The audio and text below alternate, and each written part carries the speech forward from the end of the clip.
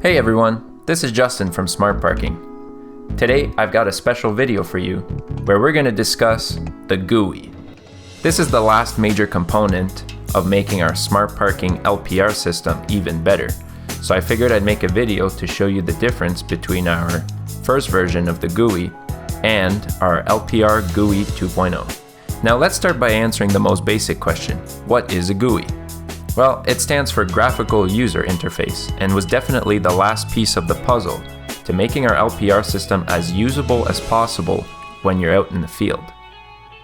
You may have seen our previous video where we conducted our first field test of our new kit, which included new cameras and a redesigned system.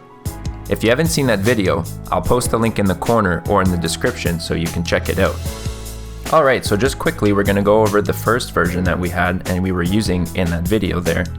And this is what it looked like.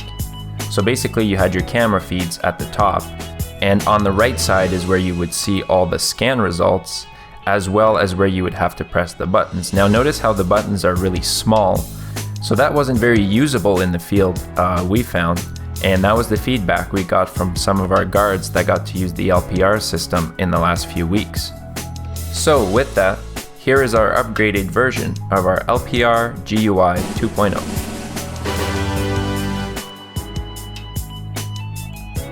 Alright, so if we start right on the dashboard here, the first thing you're going to notice is that the buttons are all aligned on the left side now, and the camera feed is also more to the left. And this is intentional because the way the tablet is actually angled in the vehicle, the left side of the tablet is slightly closer to the user, and the buttons are actually easier to hit while you're out and conducting your audits. We've also made a point to make the buttons bigger so that there's less chance of hitting the wrong button, and also that it's just easier to hit with one finger.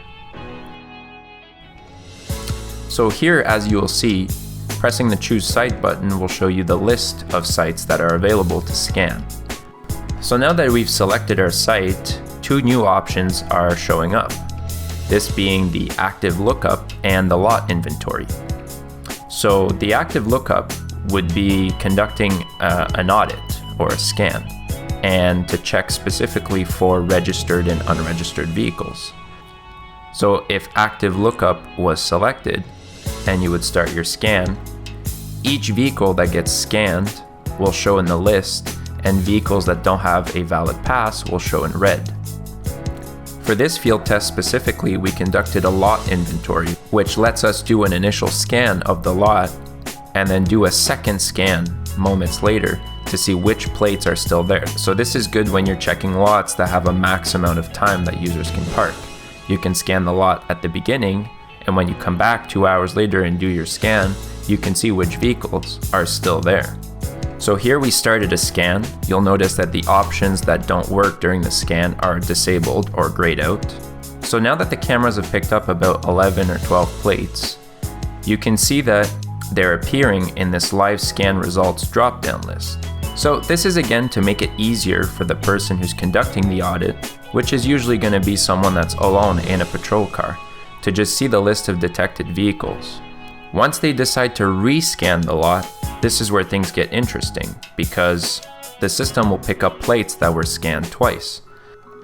So you'll notice that scanning the plate actually highlighted it in red to show you that you've already scanned this plate.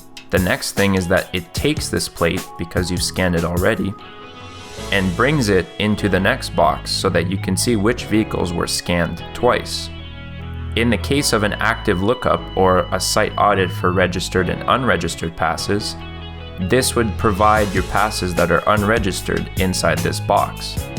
Now additionally, if you wanted to only see the offenders inside your list, you could click the Offenders Only button and it would filter out to only show the offenders.